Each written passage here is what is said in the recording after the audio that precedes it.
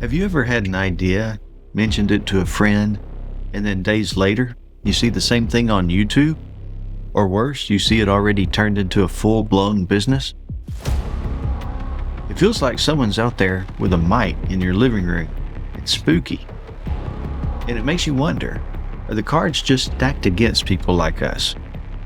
Because everywhere you look, the success stories seem to belong to people with money, with big teams, and connections to make things happen overnight. But here's the thing. The game may feel rigged, but that doesn't mean you can't still play it and win. Let's be honest. It is harder for average Joes. The big players build highways, smooth, fast, well-funded. The rest of us, we're left standing at the edge of a dirt trail wondering if it's even worth starting. And here's where many of us fall into what psychologists call the just world fallacy.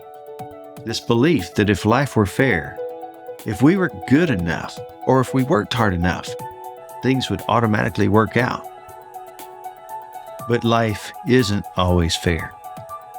Effort doesn't always get rewarded, at least not right away.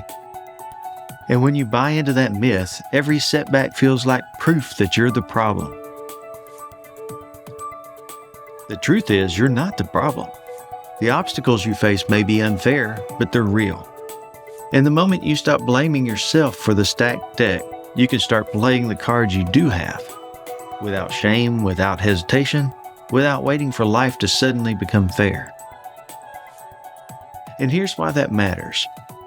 Because when you stop waiting for fair and start taking action, things begin to shift. Take Therese Wechter. She was laid off during the pandemic. Not a tech mogul, not a Silicon Valley insider, just a sticker shop owner on Etsy and Shopify. She started using AI to vibe code. By vibe coding, she was teaching tools like ChatGPT to tweak her online store without expensive developers. The result? Her income more than doubled in 2024. Then there's Rebecca Beach. She was a user experience designer who started using ChatGPT, Midjourney, and Canva to create digital products. Journals, workbooks, printables. She says she can now make a full workbook in 20 minutes. Today she earns up to $20,000 per month. Or consider Mawar Shlomo, the solo founder of an app builder called Base44. He has ADHD, no investors, and no team. But he used AI to accelerate every part of his business: product design, customer support, analytics. In 6 months, he went from $0 to $1 million in annual recurring revenue and sold his company to Wix for over $80 million. And honestly, this is becoming more common than you might think. More and more stories are surfacing of solo founders using AI to do the work of entire teams. Forbes recently suggested that by 2026, we might see the first billion-dollar one-person company. These are regular people, not superheroes. What they share is simple. They didn't wait for perfect conditions. They took their imperfect hand, learned to use the new tools on the table, and played it anyway. Here's the hard truth. The world doesn't always reward hard work. If it did, the hardest working people would be the wealthiest, and we know that's not the case. What the world rewards is leverage. And for most of history, real leverage, capital, distribution, technology, it was all locked away for the few. But now, AI has cracked that gate wide open. For the first time, an average person can harness tools powerful enough to rival what only large teams or corporations could do just a decade ago. That's why persistence matters.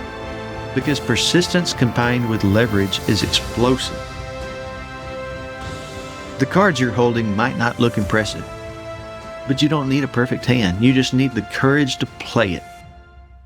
And maybe that's the light at the end of the tunnel. Once you let go of that just world myth, you stop waiting for life to get fair and start moving anyway. And when you add leverage, AI as your multiplier, suddenly the odds don't look quite as impossible. if Therese can double her income with a sticker shop, if Rebecca can build $20,000 a month business with workbooks, and if Mawar can go from ADHD struggles to an $80 million business exit, then maybe the average Joe isn't so average after all. This is Life Recoded. The odds may be stacked against us, but the game isn't over. And sometimes, the ones who learn to play with a stacked deck are the ones who change the game entirely.